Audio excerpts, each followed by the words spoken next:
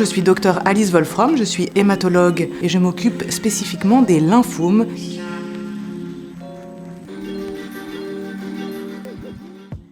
C'est beaucoup de lymphomes, en fait, plus d'une trentaine de lymphomes qui sont très hétérogènes, très différents les uns des autres, qui peuvent toucher toutes les populations. Il n'y a pas spécifiquement de facteurs de risque, sauf dans des sous-groupes bien précis. Et donc, je vais ici détailler tout ce type de lymphomes et les types de traitements.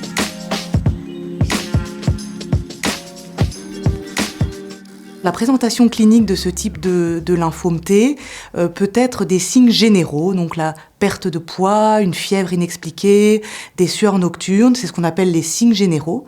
Et après, il peut y avoir des signes plus spécifiques selon le type de lymphome T. Donc il y a plein de lymphomes T. Il y a des lymphomes T ganglionnaires avec plein de ganglions.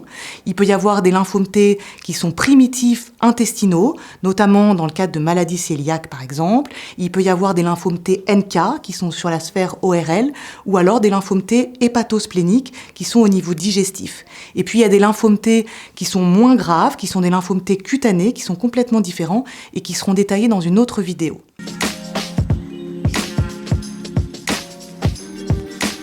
Donc, le diagnostic se fait selon la présentation clinique. Donc, s'il y a un ganglion, c'est une biopsie du ganglion. S'il y a une grosse rate, ça peut être une splénectomie. S'il y a une atteinte de la sphère ORL, ça peut être une biopsie endonasale. Et donc, c'est toujours, le diagnostic de lymphome se fait toujours par une biopsie. Et c'est ça qui fait le diagnostic dans les services d'anatomopathologie.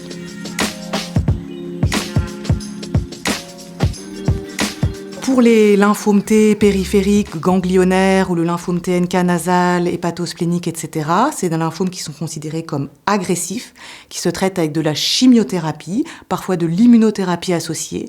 Et on fait souvent des consolidations avec des greffes de moelle, soit des autogreffes, soit des allogreffes de moelle. C'est des maladies qui rechutent beaucoup, malheureusement, qui sont difficiles à traiter.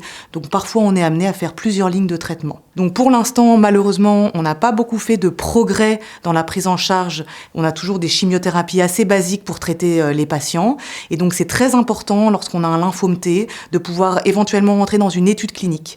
Et donc, à l'hôpital universitaire de Bruxelles, nous avons des études cliniques, académiques et liées au développement de nouveaux médicaments pour associer des nouvelles molécules lors des traitements de première ligne et de rechute.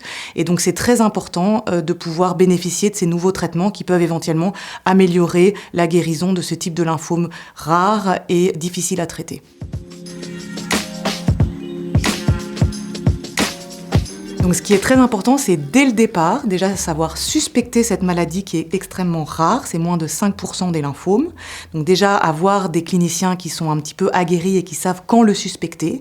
Le plus difficile, donc on fait une biopsie ganglionnaire comme j'ai dit ou d'un site atteint. Le plus difficile, c'est l'anatomopathologie. Donc c'est le spécialiste qui va lire le tissu prélevé. Et donc ça, c'est extrêmement difficile. Il faut être un expert en lymphopathe, c'est-à-dire connaître les analyses des biopsies ganglionnaires pour être sûr de faire le bon diagnostic. Et donc, à l'hôpital universitaire de Bruxelles, on a des spécialistes du lymphome au niveau de la biopsie et qui vont permettre de faire le diagnostic et de classifier, parce que comme je vous ai dit, il y a plus d'une trentaine de lymphomes T, exactement quel sous-type de lymphome T pour savoir exactement comment le traiter.